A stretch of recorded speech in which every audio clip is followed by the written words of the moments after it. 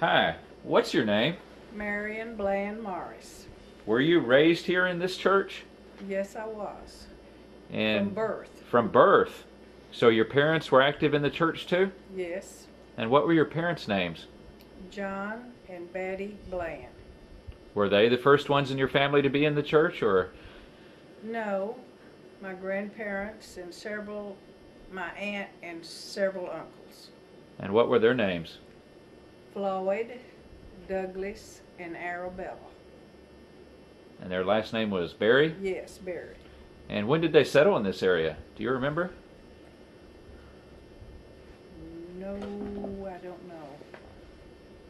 But Evidently from my grandfather, William E. Barry, evidently from a young age. But I don't have any history on the Barrys about that.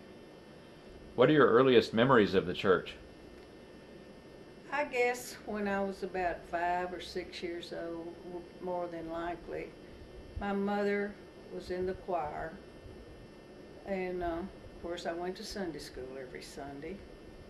And on Wednesday night, we didn't have babysitters then, so I went every Wednesday night to choir practice. And my friend who lived across the street, Margaret Holman, her mother played the organ, and Margaret and I usually ended up asleep on the first pew of the Methodist Church while they had choir practice. Uh-huh. Where did your Sunday school class meet when you were a child? Upstairs in the sanctuary. Did that seem like a long way up there when you were a little child? No, but you always had dreams. You didn't mind it going up there, but the big ones were downstairs. And you dreamed of going downstairs to be in the rooms downstairs. But no, it really didn't seem so far. In fact, you kind of like going upstairs. But it was different. I mean, there were Sunday school classes, and we had a piano and music before those Sunday school classes and all of this. And then, of course, as you know, as you came downstairs, where the new part is now, that was a semicircle, and there were divisions, like you'd call them cubicles, more or less now. And that's where the Sunday school classes met. How many Sunday school classes could they fit in that area? Oh, goodness. About 15. Wow. It made a semicircle. And then in the middle was an auditorium, and the pews were just like that were in the sanctuary. And there was a piano, and you had your assembly. You could have assembly in there and then get up and go in the... And they were open. They weren't closed. Were the children part of the Sunday school assembly also? Yes. But you had to be a certain age to get downstairs. And not only that, a lot of the members, the older, now my mother belonged to the friendship class, and there was one, the Abernathy class, and they met in these Sunday school rooms too. So that's where that's where the Sunday school classes met. Started off upstairs, and then you came downstairs. Do you remember the names of any of your Sunday school teachers? Well, the one I remember more than anybody else was one of our teachers, Miss Lily Mae Kelly. She taught us the books of the Bibles and the Beatitudes, and you'd learn Bible verses, and she was a very dedicated Sunday school teacher. Was she also a school teacher? Yes. What did she teach in school? Or do you remember? She taught the 7th grade, I think. Maybe English. But she was the one that, I guess, the Sunday school teacher that I remember the most. What do you remember about her? Oh, she was kind, and she was fun. She made it interesting. You wanted to go, and you wanted to. If she said, now next Sunday we're gonna do this, and you really wanted to be sure you knew it, to be a part of it. And it was a girls' class. It wasn't mixed. It was just all girls, which made it kind of fun too. And what age were you then? Oh, about 14. Okay. Did you have a youth group there at the church that you were a part of also? Oh yes, Epworth League. And what kind of things did you do at Epworth League? Well, back then, the adults were not a part of it. It was strictly youth. And it was very active. And we met on Sunday night about 6 o'clock in this particular area. And then, about once a month, we'd have a district thing. We might go to Mount Pleasant, Dangerfield, and all the towns in our Texarkana district, several of them. And then sometimes you would go and stay overnight, and the people of I know one time we went to New Boston, and the different homes would take, like the girls here would keep 2 girls and something like that, and then they would respond and come over here, and it was very active. And like I said, we didn't have to have an adult. We were serious. Epworth League was just so much a part of our life. Sunday night at 6 o'clock, you were there, and it was a big organization too. Do you remember Epworth League? I've heard of it, and I know my mother was a part of it when she was growing up, but that was before my time. Well, doesn't she sort of talk about it that way? I haven't heard her talk about it a lot. She grew up in Illinois, and I know she was a serious Christian as a young person. Well, it really, like I said, on Sunday night, and you'd say, well, where's so-and-so? I mean, you were missed if you weren't there, but I'm sure there were 20 or 25 young people there. Sounds like a good number. It was. And the youth led it themselves? Yes. We never did call all the parents to do anything. So when you needed to travel to one of those other cities, did you drive yourselves? Oh, no. Somebody would take us, because one reason, most of it, there weren't any cars.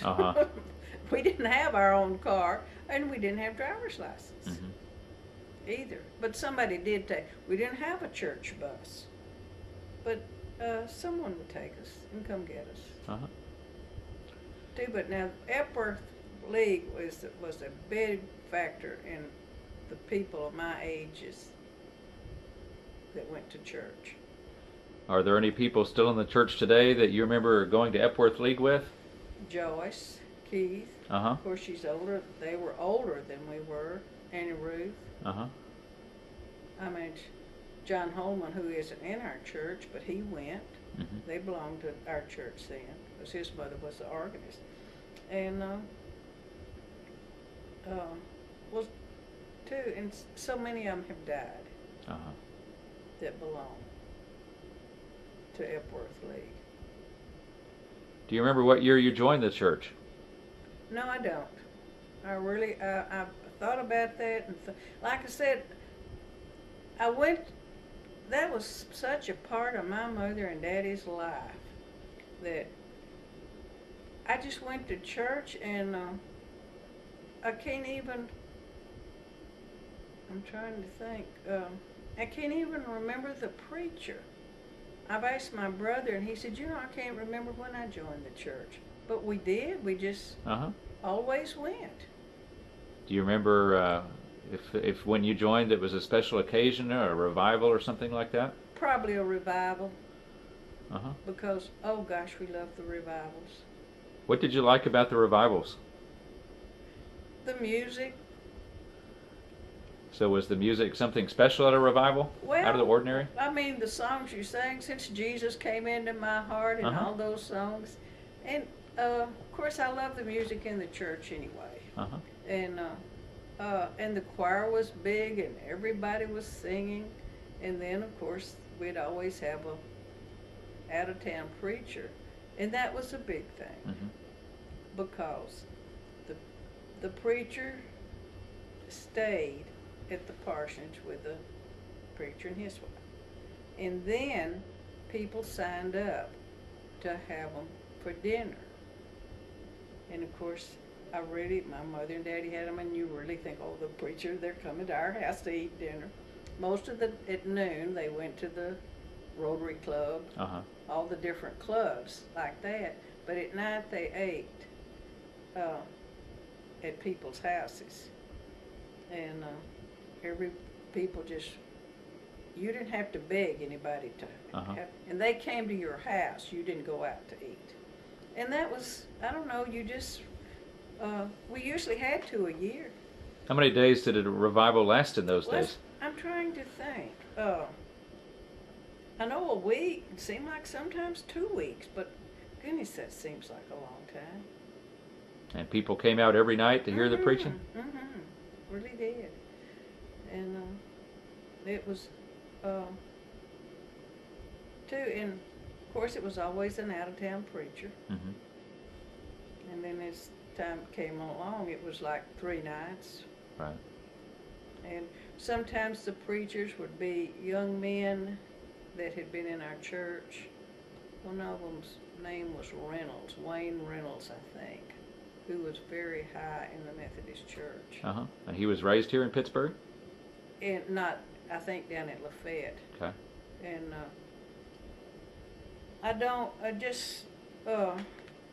different preachers, but he was always an out-of-town preacher. But the church, it was always a big crowd. We always look forward to revivals. Sorry they don't have them now. Do you think if we had them today, they'd work as well? No. Why not? I don't know. People too busy? And a different lifestyle. Just like I said, now I'm saying this, just the way people live now. Most people would say, oh, I'll take them out to eat, but I'm not going to have them at my home. But to have them in your home was so special. Right. Back then. It was just part of the church. Right. Who are some of the pastors that you remember throughout the years? Well, Brother Andrews. He had children my age. C.L. Williams. We had 2 Williams, one right after the other. And when Brother Andrews was preacher, my dad was secretary of the Board of Stewards then. And the parsonage was where the educational building is, a big 2-story house. Right. And after the Board of Stewards met, my dad and Brother Andrews went over to the parsonage and played dominoes. Just the 2 of them. And then the Williamses. Then of course, then Brother Jordan Milton came along. And we thought he was a permanent fixture. And he stayed there till after I married and had my first child. We left and were in the service. And then he christened Johnny. And I think also my younger son who died, too. And when I don't know when they joined the church or not. I don't believe the preacher was still there, but I was thinking that he was. That my Jimmy and the boys, they all joined the church on an Easter Sunday. Uh-huh. And I want to think it was Preacher, but after the Williamses, I think that Dorothy and everybody called him Preacher, and too, but he stayed for such a long time. And then there was Brother Brock,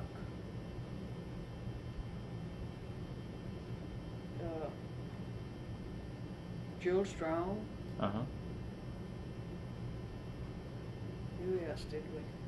Brown, somebody. Can't think of. He left here and went to Marshall. Do you know who I'm talking about there? No. Big man. His daughter had a beautiful voice. And Byron Boyette? yes. Okay. Yep. Byron Boyette. I think he went to Marshall from here. And one of his daughters attended Southwestern for a while when I was there. His daughter Debbie. Well, one of his daughters had a beautiful voice, and can't remember Dan Lewis, Mm-hmm. Dan Amerson, and of course in Randy Smith Mm-hmm. and Gail. Randy stayed several years, but it got where they stayed like 4 or 5 years. Uh-huh. I guess Gail stayed shorter time than anybody we had. That seemed to kind of, it didn't me, but it did upset because she was a female. Uh-huh. But to me, she did an excellent job. Uh-huh.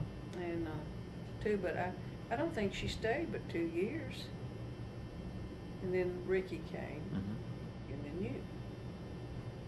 Who are some of the lay leaders that you remember throughout the years? That I don't remember very much about, because I didn't know that much about that part of it. The Board of Stewards, I thought that's all they had Uh-huh. back then.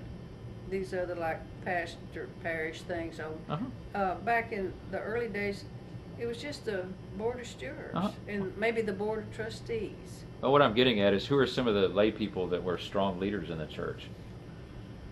Well, my uncle, Floyd, everybody knew Floyd Berry, Uh-huh.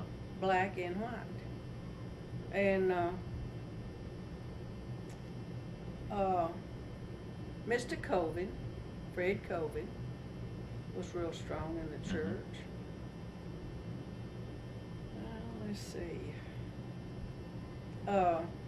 Dick's dad, Uh-huh. T.J. White, was a real strong person. Right. He taught Sunday school, and let me think of some more men that were on that board still. Mr. Couch, V.B. Couch, was a strong person Uh-huh. in the church.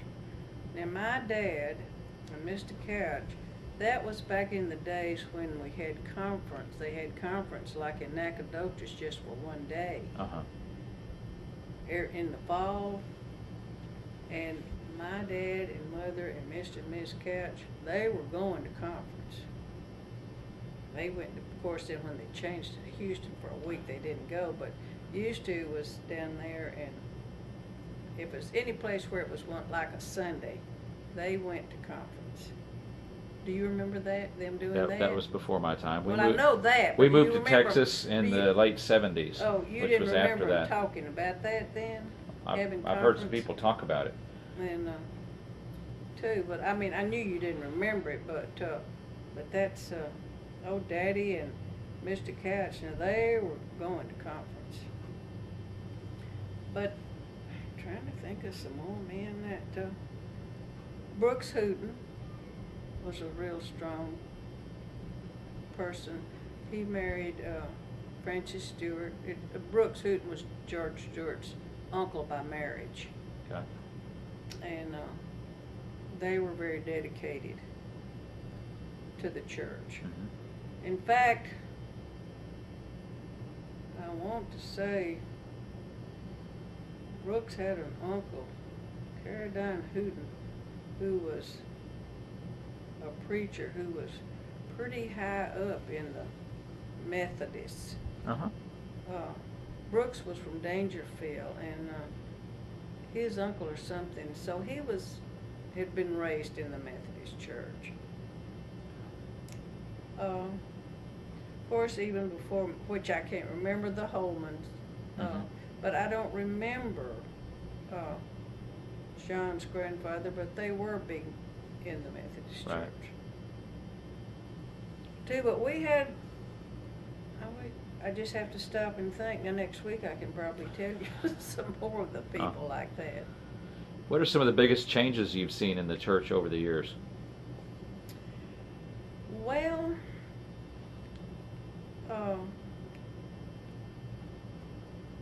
I really, overall the service is much the same as it was. Of course, a few things I miss that we don't have, that we used to have. Randy Smith one day, I said, Randy, I said, you know, I said, on the first Sunday you're supposed to sing Holy, Holy, Holy. He said, Marion, he said, just because Milton Jordan did that, said, I don't have to do that. Says, you just had Milton too long. And we did. On the first Sunday with Milton Jordan, you sang Holy, Holy, Holy. And I don't know, it seemed like people volunteered and did stuff. You didn't have to call.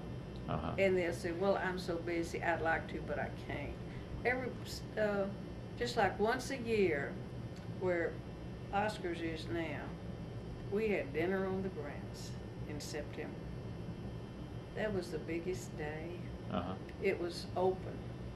Had trees over there and picnic tables, and that church would be running over.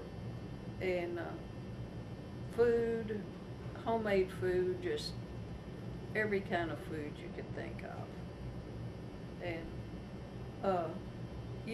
it was like you see in movies where you see them do things like that. And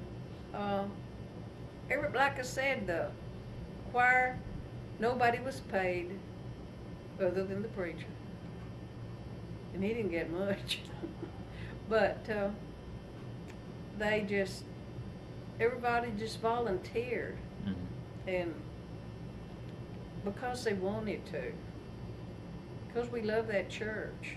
And we were proud of our church. And now, I really don't think the church has grown all that much.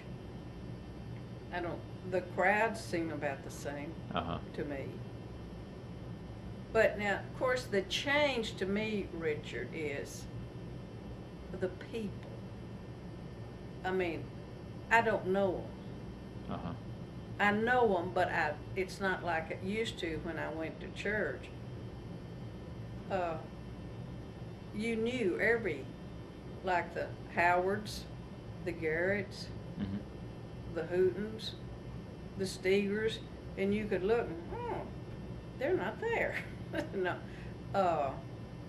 Just so many people. The Milligans. Just people like that. And it's not that they're not there, but time has changed so that I'm just a casual acquaintance. Right. With most of them. And like in the church, in the choir, I can look up there. I don't know a third of the people up there. And of course, whose fault is that? Mostly mine. And but I still love to go. And I'll always go to church as long as I'm able. And the Missionary Society, back which they called it then, it was a big thing. They had 2 or 3 circles of them, and the ladies dressed, and it met every Monday. The Trainums, and there was a ladies' Sunday school class, a friendship class. It was a big class of women. but of course they just all died away. Yeah. And but see, like that, I can think of people, the Trainums and the so many people that do. But goodness, so many women went to the Missionary Society. Mm-hmm. My mother wouldn't miss going. She sang in the choir till she got sick, and too. So I don't think it's changed because of the people. Not that they've changed, but I mean just different faces. Uh-huh. And too, because you go in there and this one thing, you walk in there, and it's what I've been looking at since I was a little bitty girl. Mm-hmm. I can sit in there, Richard, and look up in that choir and see Miss Turner and my mother and Miss McClure and all of these old timers. I could see them up there, and where my daddy sat, where my Uncle Floyd sat, where Mr. and Miss Couch sat. They said, if you went in like that, they sat on the right over there. Uh-huh. And you just knew where everybody sat in the church. And if they weren't there, you knew something was wrong. Mm-hmm. That was the only reason those people weren't at church, too. So it's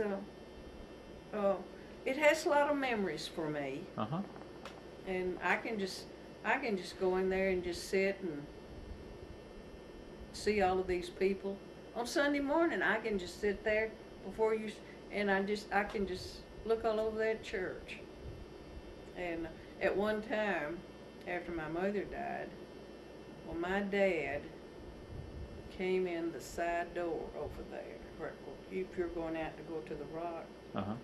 My dad and Mr. Aldridge, who was that other man?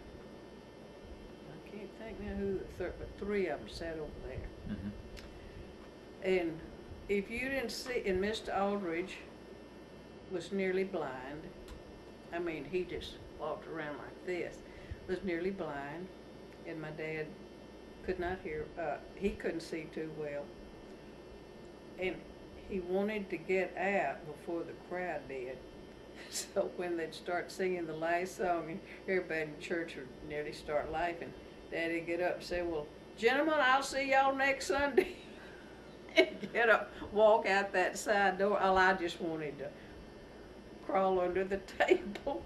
But he thought, I've got to get out of here so I can miss the crowd getting out of church. And that was just nearly a standard thing, but you could see those three men sitting over there. And of course, I know you've heard people talk about Miss Trainum. And there were a lot of old people, the Swayzes. Uh-huh. And Miss Swayze planted that dogwood tree. She lived on Texas Street. Uh-huh. But she planted that. And they were having, the Missionary Society was having something, and they had a punch. And Sybil Hess, George's mother, and maybe Kate Clark and Mary Shell, they were all big in there. So Mrs. Swayze tasted it, and she says, this doesn't taste right. Says it needs some gin. Well, they all did back. They said, wait a minute here. He said, somebody's going to have to go buy a bottle of ginger ale. But she had called it gin. But to put a bottle of ginger ale to put in that punch, it just didn't have a fizz enough to suit her. The Swayzes were a big part of that church. And like I said... Are there any Swayzes left today? No. I don't know of one of them.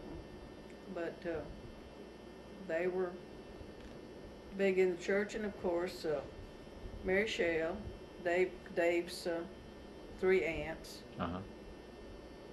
Miss Kate Clark and Dave's mother now, and but Mary and Kate now they were real big in the church, and as I'm sitting here and can think about these two, of course the Abernathys were big in the church, the Whites, the Lockharts, the Holmans, the Wrights. He was the doctor here, Dr. Wrights. Dr. Wrights tried to come. His wife would be there, but Dr. Wrights would come in. Maybe he might be late, but he'd sneak in. If he had a patient or something, he'd come on to church very quietly. He'd just slip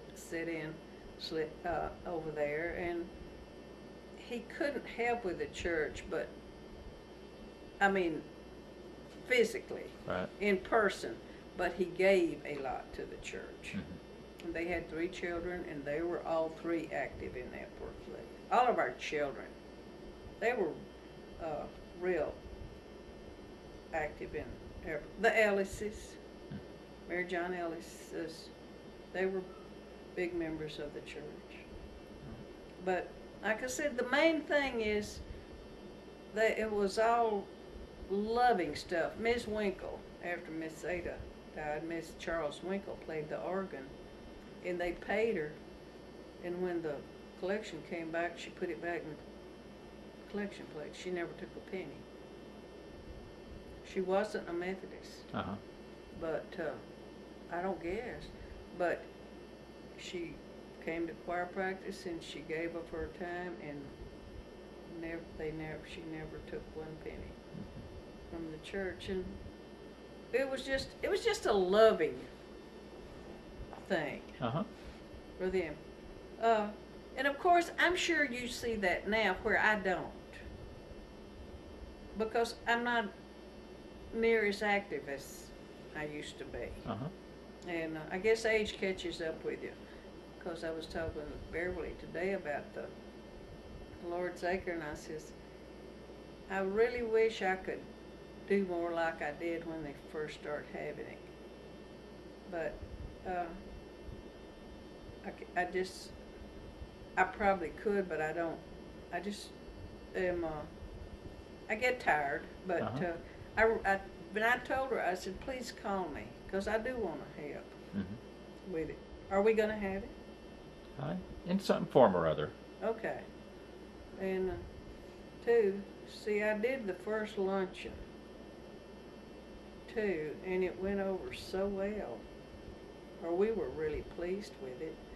And too, but no, there's some people, I think, I wonder sometimes if it's that sanctuary I think about more than the religious part, but then I think, no. Of course, I am so proud of it, and I think it is so pretty. But to hear that organ play, and it just makes it so much. To look at the windows, and like I said, I can just see so many of those people that was back in the days when everybody wore hats and all this kind of stuff. Right. And but I don't. In fact, sometimes, Richard, I think the younger people put more into it than maybe we did. They seem willing. Am I right in saying this? Maybe. Well, but like I said, we just now we had a young mothers class. Gosh, I don't know how many there were. And that was after they had remodeled the where we had Sunday school. Had all that pretty wood and stuff. They'd remodeled it. And our Sunday school class was very interesting. Lucille Harrison taught it 1 month, and Edith McWaters Robinson taught it one month. And we laughed. We said, well, one month we got the Baptist Standard because Lucille's dad was a Baptist preacher, but she belonged to Methodist Church. And the next month we got it out of the Methodist because Edith's dad was minister of the Garrett was her name, Edith Garrett, was minister. So we laughed. We said, well, one month we get it out of the Baptist Standard, and the next month we get a Methodist, out of Methodist literature. But they were both excellent teachers, and we called ourselves the young mothers. That's when our children are like babies, and maybe some had started a class. But we had a big class. Another woman that taught it that did well, but not as well as, or I mean, different, I'll put it that way, was H.T. Bell. Have you heard of her? No. Henry Bell. Now they were big in the church. I'm almost out of tape here, so let me ask. I hope I've helped you. You're doing good. Let me ask you one last question. Okay. Do you have any words of wisdom or words of advice to the coming generations? Be dedicated and go because you get so much. To me, church is so meaningful and helpful to everybody. Or that's the way I feel about it. And you're going to get out of it what you put into it. Because that's really the way I feel now. I think I don't put into it what I used to. Thanks for sharing. Well, you're welcome. I hope I've helped.